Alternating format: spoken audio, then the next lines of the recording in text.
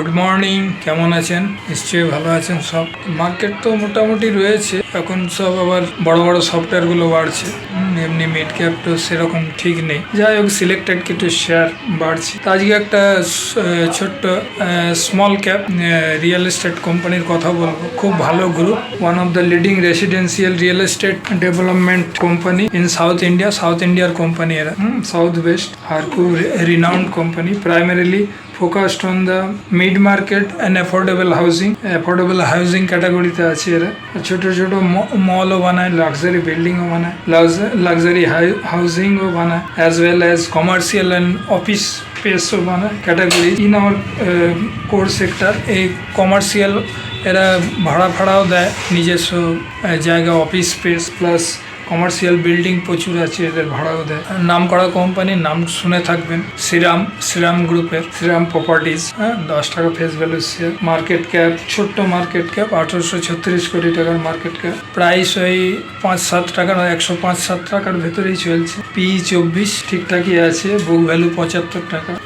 ROC 10.3%, ROE 6.9%। আচ্ছা, face value তো বললাম 10 টাকা ফেস ভ্যালু। সেলস এবারে 154 কোটি টাকা, সেলসটা অনেক কমে গেছে। যাই হোক, এটা পরে লক্ষ্য রাখবেন। নেট প্রফিট 17 কোটি।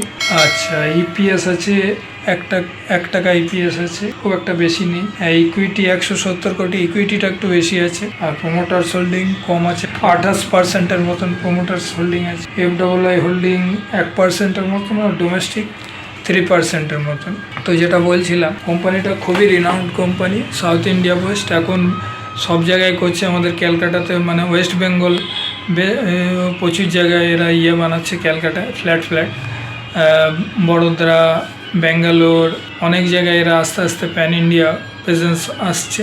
হয়তো আগামী দিন দিল্লি বম্বে সব জায়গায় যাবে। একটু টাইম দিতে হবে। কোম্পানিটা খুবই ভালো, ওই জন্যে এখন থেকে এইসব কোম্পানি মানে কিনে রাখা ভালো আমার মতন। এমন কিছু বেশি দাম 105-6 টাকার ভেতরে ঘোরাঘুরি করে। আমার তো মনে হয় এখান থেকে 150 টাকা যাওয়া কোনো ব্যাপার না। এটা পার্সোনালি আমি বলছি, নিজস্ব মতামত।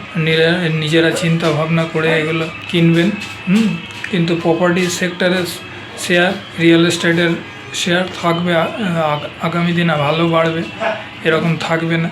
এখন হয়তো একটু ধিমি গতিতে চলছে, স্লো ওয়েতে চলছে, কিন্তু আগামী দিন মনে হয় ভালোই হবে। তো এই জন্যে শেয়ারটার উপরে লক্ষ্য রাখবেন।